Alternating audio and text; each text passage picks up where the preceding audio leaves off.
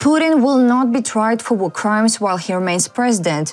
UK reportedly considers deploying its troops to Ukraine for 5 years, and how US ambassador to Ukraine resigns over differences with Trump administration. The latest news next. For Russia, lies and manipulation are typical. In the month following Washington's proposal for a ceasefire, the enemy launched 70 missiles and thousands of Shahed drones at Ukraine, the Ministry of Foreign Affairs of Ukraine reports. Today, April 11th, marks exactly 1 month since Russia refused to accept a full interim ceasefire proposed by the United States. Exactly 1 month ago, on March 11th in Jeddah, Ukraine agreed to such proposal. Unconditionally. During this time, the terrorist country, according to Ceasefire, launched 70 missiles of various types, over 2,200 Shahed-type drones, more than 6,000 guided aerial bombs. These were Russian responses to peace proposals. This is typical of Russia: lying, manipulating, and continuing terror. For 1 month already, there may have been silence and confidence-building measures to advance the fair peace that the US, European, and other partners wish to achieve, the Ukrainian minister added. Ceasefire also noted that today Russia is the only obstacle to peace, and therefore the world must intensify pressure on the enemy. Questions surrounding ceasefire between Ukraine and Russia. In March, Ukraine agreed to the US proposal for a complete ceasefire with Russia for 30 days. Meanwhile, Russia began to set forth a number of conditions, including, for example, the cessation of Western aid to Ukraine, Kyiv's refusal to mobilize, and more. Recently, Russia's Deputy Foreign Minister Sergei Ryabkov called the US proposal for a 30-day truce unacceptable because they do not solve the problems of the terrorist country. The Special Tribunal of the Council of Europe for the Russian crimes against Ukraine will not try Russian dictator Vladimir Putin while he remains president, reported by Euronews, citing two unnamed European officials. About details, the special tribunal, which Western countries plan to establish in The Hague under the Council of Europe to investigate the Russian crimes against Ukraine, will not be able to try Putin while he is still the president of the Russian Federation. The special tribunal that Western nations intend to establish to prosecute the crime of aggression against Ukraine will not try Vladimir Putin in absentia as long as he remains president of the Russian Federation. Alternatively, a trial in absentia could be conducted after Putin leaves office. According to Euronews sources, the same immunity will apply to Russian Prime Minister Mikhail Mishustin and Foreign Minister Sergei Lavrov. The prosecution of these high-level officials will be allowed only if the defendants are physically present in the room, unlikely given Russia does not recognize the invasion of Ukraine as criminal and is firmly opposed to cooperating with the West. The UK is allocating a new aid package to Ukraine. In this context, Defense Secretary John Healey commented on the critical year in the war, as Sky News reports. "Our job as defense ministers is to get urgent military aid into the hands of Ukrainian warfighters," Healey said. The UK Defense Secretary urged those present to rethink how they can help Ukraine. Healey noted, "Today we will pledge billions more in more funding to Ukraine's military." The UK Defense Secretary spoke about the critical year in Russia's war against Ukraine. 2025 is the critical year for the war in Ukraine. And this is the critical moment. We stand with you in the fight, and we stand with you in the peace.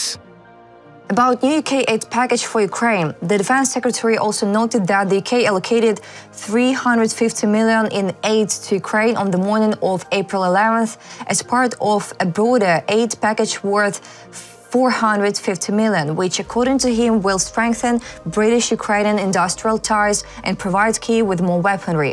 According to Healey, the British aid package includes, among other things, radars, anti-tank mines, and hundreds of thousands of drones. The UK high-ranking official added that the package of British assistance includes funding for the repair of military equipment.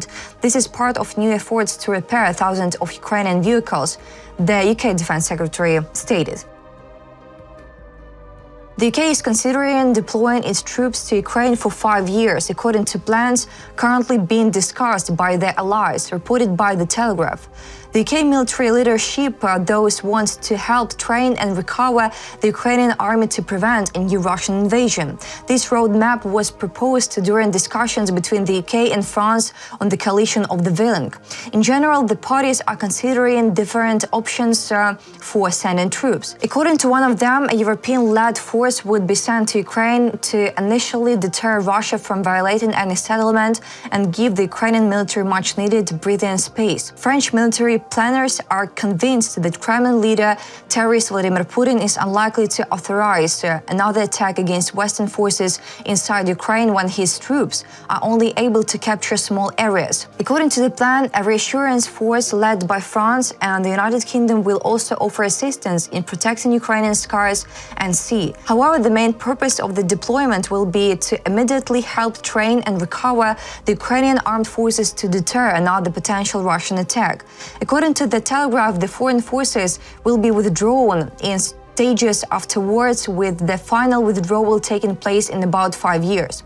After co-chairing the 30-nation meeting, UK Defence Secretary John Healey said he would not disclose details of the plans under discussion, as it would simply make Putin wiser. Bridget Brink, the US ambassador to Ukraine, has submitted her resignation due to growing political differences with the administration of President Donald Trump, Financial Times reports, citing individuals familiar with her decision, reported by Financial Times. About details. As Financial Times reports, Brink faced increasing pressure from senior officials in the Trump administration who questioned her willingness to support the White House's new strategy on Ukraine. Trump's policy marks a significant departure from the Biden administration's approach, which had provided Ukraine with billions of dollars in military and financial aid and imposed sanctions on Russia. Ambassador Brink is stepping down. She's been the ambassador there for 3 years. That's a long time in a war zone, said U.S. State Department spokesperson Tammy Bruce. Western diplomats in Kiev said Brink had been a crucial advocate for Kiev in public and private since the early weeks of Russia's full-scale invasion in 2022. One described her as a strong character and serious diplomat. But the pressure from Trump's and Zelensky's offices had taken a toll. Ukrainian officials reportedly viewed Brink as overly critical of their efforts to fight corruption. They also noted a visible shift in her messaging in recent weeks, which they said had become more aligned with Trump's position and increasingly critical of Ukraine. And analysis by Financial Times of Brink's post on social platform X found a marked change in tone after Trump's inauguration on the 20th of January. In the 75 days prior to his inauguration, she posted 53 times criticizing Russia and its war against Ukraine.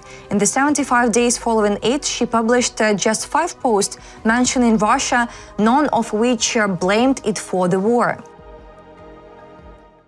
Steve Witkoff, U.S. President Donald Trump, special envoy to the Middle East, has traveled to Russia and is expected to meet Russian dictator Vladimir Putin on Friday, the 11th of April, reported by Axios, citing a source familiar with the trip and data from flight radars, reported by European Pravda. About details, this will be Witkoff's third meeting with Putin as the Trump administration continues its push to secure a settlement to Russia's war against Ukraine. A U.S. State Department spokesperson did not respond to Axios' request for comment on Witkoff's trip on the evening of the 10th of April.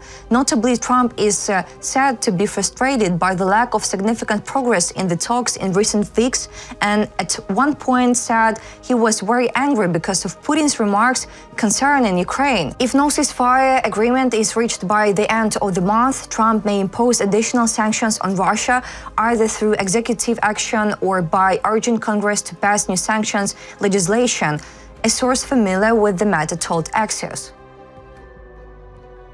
That's all for today. Thanks for watching.